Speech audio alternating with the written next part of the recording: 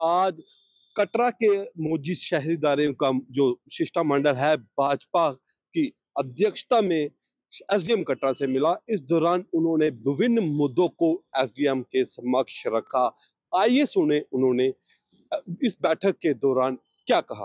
धन्यवाद देना चाहता हूं कि आप ये बड़े एक मुद्दे जो ज्वलंत मुद्दे थे इसके लेके आप यहाँ पे आए। असल में थोड़े दिनों से कटरा में तो एक अनार्की का थोड़ा सा माहौल बना हुआ है, चाहे वो ट्रैफिक की बात हो, चाहे वो पानी की बात हो, चाहे वो बिजली की बात हो। आप अंदाजा नहीं लगा सकते कि खास तौर पे इसको एड्रेस करने के लिए आज हमारा चेयरमैन शशि गुप्ता और रोहित दुबे जी के देख रेख में हम आज भारतीय जनता पार्टी के जो लोग थे, सक्रिय कार्यकर्ता थे, वो आज एसडीएम साहब से मिले और एसडीएम साहब ने जो भी हमारे इशू थे, खास तौर पे जो कटरा की कंजेशन, खास तौर पे जो अनलोडिंग वहां पे नीचे बस स्टैंड 1.5 किलोमीटर जो पीछे हो रही है उसका मुद्दा था।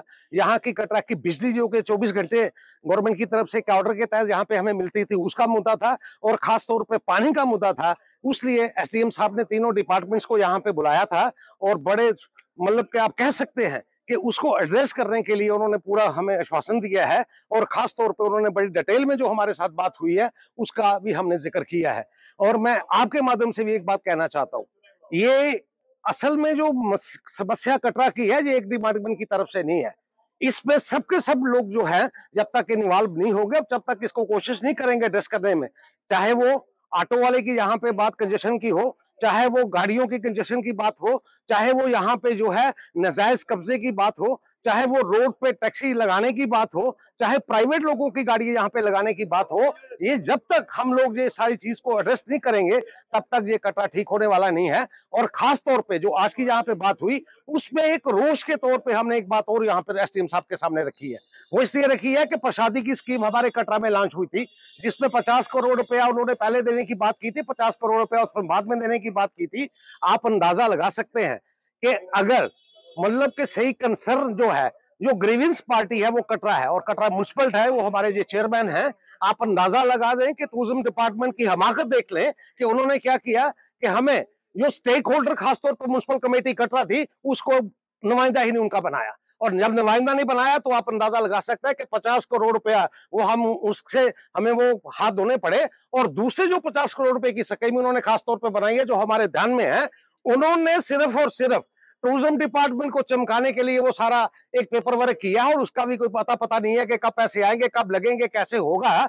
हमने खास तौर पे जो आज प्रोटेस्ट यहाँ पे किया है वो प्रसादी स्कीम जो सेंटर की तरफ से आधारित है उसमें। और प्रसादी स्कीम का मतलब क्या था?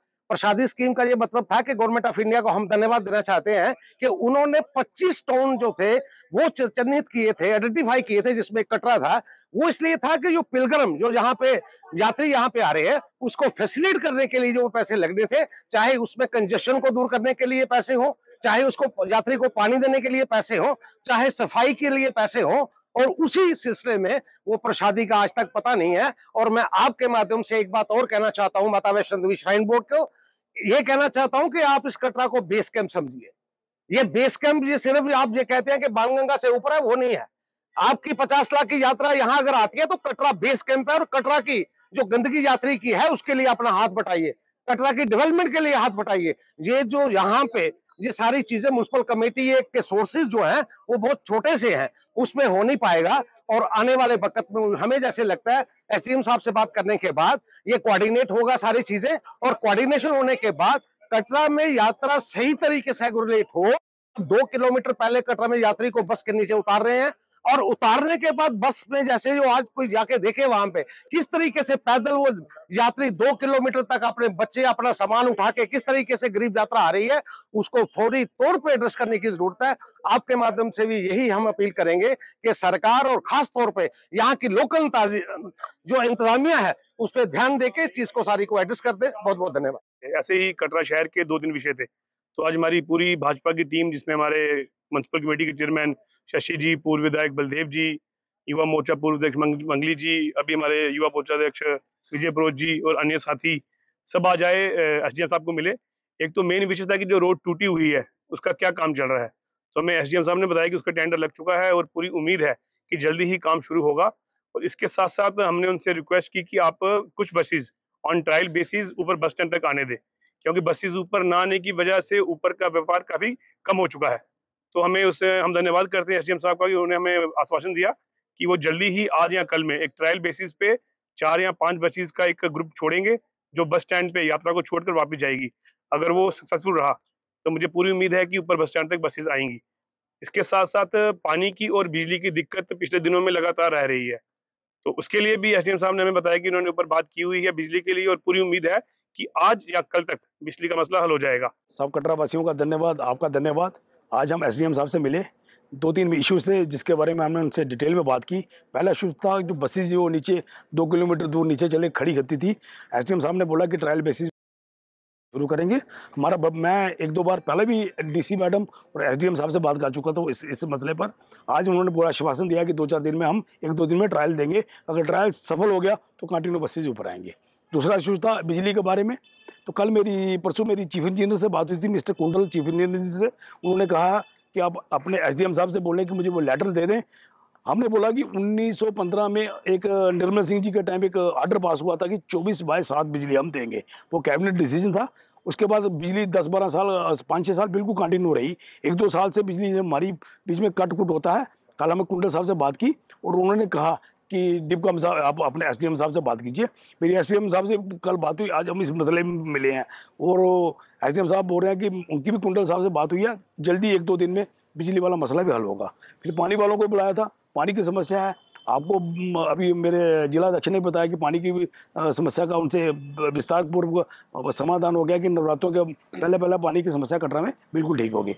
रही इंक्रोचमेंट की बात, तो इंक्रोचमेंट हम जल्दी ठीक कर रहे हैं। म्यूनसिपैलिटी की टीमें रोज इंक्रोचमेंट ड्राइव करने निकलती हैं, दूसरे दिन निकलती हैं, आगे भी निकलती रहेंगी। इंक्रोचमेंट भी पूरी ठीक करेंगे। आपने सुना कि किस तरह भाजपा के पूर्व विधायक बलदेव राज शर्मा ने, भाजपा के जिला अध्यक्ष रोहित दुबे ने और भाजपा के नपा अध्यक्ष जो बिमल इंदु हैं, उन्होंने कस्बे की बिजली, पानी व सड़क की मुद्दे को एसडीएम के समक्ष रखा। वहीं उन्होंने जो सर्कुलर रोड गिरने का मुद्दा है, उसके बाद कस्बे की यातायात व्यवस्था के मुद्दे को भी एसडीएम के समक्ष रखा। आइए सुने उस पर एसडीएम कटरा ने क्या कहा। जैसा कि आप जानते हैं, आपकी प्रेजेंस में ही एक डेपुटेशन हमारे पास आया हुआ था, कटरा टाउन का ही डेपुटेशन था। उसके अलावा कुछ लोग ऐसे भी थे जो कटरा के साथ लगते हुए एरियाज़ के थे।